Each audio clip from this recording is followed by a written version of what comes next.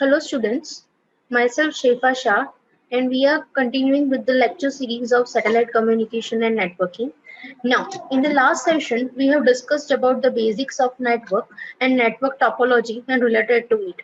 Now, in today's session, we are going to discuss the most important topic related to satellite communication and networking, that is based on the ATM network, that is asynchronous transfer mode. So the topics to be covered in this session, that is what is ATM protocol architecture and what are the different ATM layers. So let's start with the topic, that is ATM. Now, when we talk about the ATM, ATM stands for the asynchronous transfer mode, right? So basically what is the ATM protocol architecture stands for? So it is designed to support the transfer of data with a range of guarantees for the quality of services. The user data is divided into small fixed length packets called cells and transported over the virtual connection. So in ATM, it operates over a high data physical circuits, and the simple structure of ATM cells allow switching to be performed in the hardware, which improves the speed and efficiency of ATM switches. Right now, we will see the figure in the next slide, which shows the reference model of ATM layer. And here we will notice that we will have a layer as well as the model will have in the form of planes, right? So the function of transferring user data are located in the user plane. The functions associated with the control of connections are located in the control pane, and the coordination functions associated with these layers and planes are located in the management planes. Right now, so as you can see in this figure, this is the figure for the ATM protocol architecture. So as you can see, this whole protocol architecture is divided into the cells, different cells, and different cells have different functions, and they are defined into the model plane, right? So as you can see, the ATM function has a four layers. First, that is a physical layer. Second, that is the ATM layer. Third, that is the ATM adaptation layer, and fourth, that is high layer protocol. Right now, in this physical layer, the physical layer two processes occurs. First, that is the physical medium sublayer, right, which is in a form of plane, and second, that is the transmission convergence sublayer. Similarly, when we talk about this ATM adaptation layer, there are two again planes, that is convergence sublayer and the segmentation and reassembly sublayer. Right, so we will see each and every functions of each and every cell and plane in detail in the following slides. Right, so first, the three-dimensional presentation of ATM protocol architecture is intended to portray the relationship between the different types of protocol. So, the horizontal layers indicate the encapsulation of protocol throughout the levels of abstraction, as one layer is built on the top of the other layer, whereas the vertical planes indicates the function that requires coordination of the actions taken by these different layers. Right, so what is the advantage while dividing this layer? They're dividing the functions into the control as well as the user plane. So it will introduce a degree of independence in the definition of the functions, that is the protocol for transferring user data are separated from the protocols for controlling connections. So the protocols in the ATM layer provides communication between ATM switches, while the protocol between ATM adaptation layer, which is AAL, operates end to end between the users. Right, so this we have illustrated in the following figure, which we will show in the next slide. So two types of interface are identified in this first, that is one, that is the interface between the user and the network, that is user network interface, and second, that is between the nodes within the network, that means the switches within the network. So now, as you can see this figure, the first figure shows that the different layers in the ATM network, right, which has a different networks, that is user network interface, network node interface, again network node interface, and the user interface. So whenever one user will communicate with the another user, each and every user will have a user node interface, as well as it will pass through this physical medium, and with the help of physical medium they can communicate with the while switching from one network to the another network. Now, in the second figure, you can see in the figure A, it is shown as a user work in network interface, and second, it shows as a network node interface. So, whenever the user is working in the user network interface, this particular actions will take place. First, that is the cell payload. Second, that is the header error control.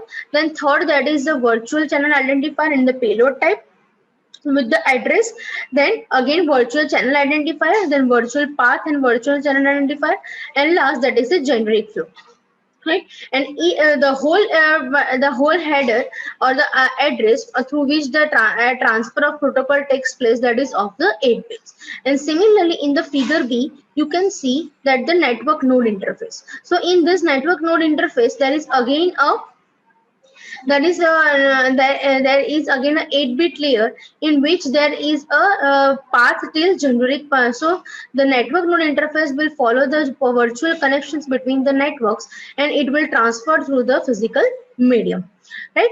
Now, so each ATM cells consists of 53 bytes. The header is 5 bytes long, and the remaining 48 bytes carry the information from the higher layers.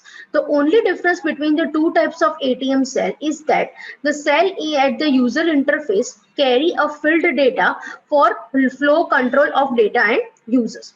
This means that only 8 bits are available for the virtual path identifiers rather than the 12 bits at the network node interface.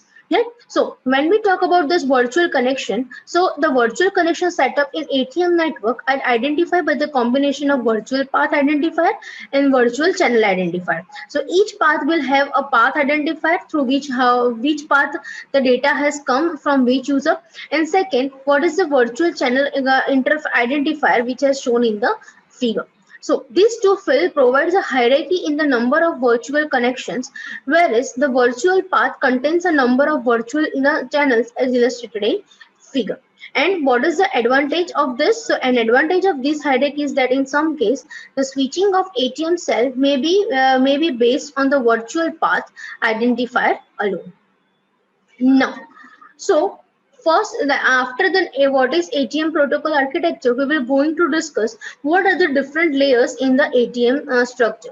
So as we have seen in the first figure, that ATM will have the physical layer, then ATM layer, then ATM adaptation layer, and last that will be having a interface, right? So as we can see here, we will discuss what are the different ATM layers in ATM protocol. So the ATM physical layer is divided into two sublayers. First, that is the transmission conversion sublayer and the physical medium sublayer. Now, what is the function of transmission conversion sublayer? So it will include the generating and receiving cells and generating and verifying a cyclic redundancy check. That is, it will check either the bits have error or not, and in the header bit control field. For the correct interpretation of ATM cells, it is important to identify the beginning of the cell. So in theory, if ATM cells are transmitted as continuous strings of bit, once a receiver has found the start of one cell, then the next cell will start into 58 cross 8, that is 58 cells, and 8 bits, that is 428 bits later. So however, this still leaves a problem of identifying the starts of the first ATM cell. So where we cannot identify that where there is a first cell is transmitted. So the sending device inserts the cyclic redundancy check word in the header control in each ATM cell. A receiving device performs cyclic redundancy check in 40 consecutive bits, that is 5 bits of bit stream. And so valid headers will pass this test, and of course it is possible that only 40 bits may pass a cyclic redundancy by chance. So to avoid the possibility of misinterpretation, a receiver will check the header error control bytes of the few next cells before the assuming it has been managed to synchronize with the arrival of ATM cells over a link. So unfortunately, because the mismatches of the timing of senders and receivers, it is possible to lose bits. Therefore, the receiver should still monitor the header control bit. Right now, if several consecutive cells fails in cyclic redundancy check, the receivers assume that it has lost synchronization over the link and start it look like a ATM headers by examining 40 consecutive bits. So this has been shown in this state diagram. So what does it happens that there will be a bit check, bit by bit check, and if the bit is false, either it is if it is 1 and then it becomes 0, then with the help of cyclic redundancy check we can generate an header error control in that particular bit, and then after that with the help of control we can change or we can synchronize the bits as per our transmission. So this is the transmission convergence sublayer. Now the primary functions of ATM layer are associated with routing and switching of ATM cells. So because ATM cells are packets, the switch are packet switches, and the switching operations are called forwarding, but by convention, because the ATM provides a connection oriented service, the term forwarding is not used. So the path cells takes the resources allocated to them dependent on the service category. This is determined when the connection is established. So now these are the various services which can be recognized by the ATM layer. So first, that is the constant bit rate. Second, that is the real-time variable bit rate. Third, that is the non-real-time variable bit rate, unspecified bit rate, available bit rate, and guaranteed bit rate. So first, it will provide the services of constant bit rate. So constant data rate is allocated and is continuously available for the duration of connection.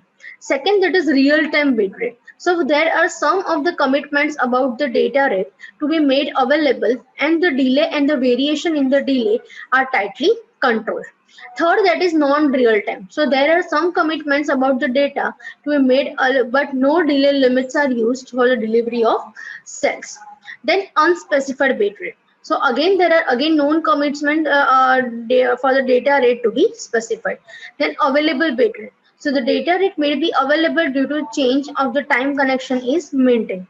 And last, that is the guaranteed frame rate. So this is the commitment about the minimum rate of the connection. Now, next, that is the ATM adaptation layer. So ATM adaptation layer is also called as AAN. Right? So the basic function of ATM adaptation layer is to convert the user data supplied by the higher layers into 48 byte block of data. So this ATM adaptation layer is divided into two sublayers. First, that is the convergence sublayer, and second, that is the segmentation and reassembly. So the convergence sublayer provides service to the higher layers through a set of protocols, but it did not need to describe this here. And the segmentation and reassembly layer separates the messages from the convergence sublayer into ATM cell.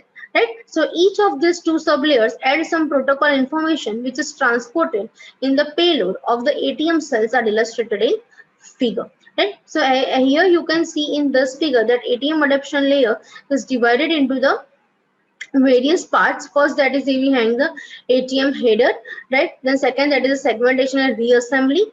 Then again the header and trailer will be added, and last we will have an application data, right? So this is all about this ATM layer, that is asynchronous transfer mode protocol, right? Here we have discussed first what is the ATM protocol architecture, and second we have discussed the different layers of ATM and what are the different functions of this layer, right? So that's all for today's session. We will meet again. Thank you for watching.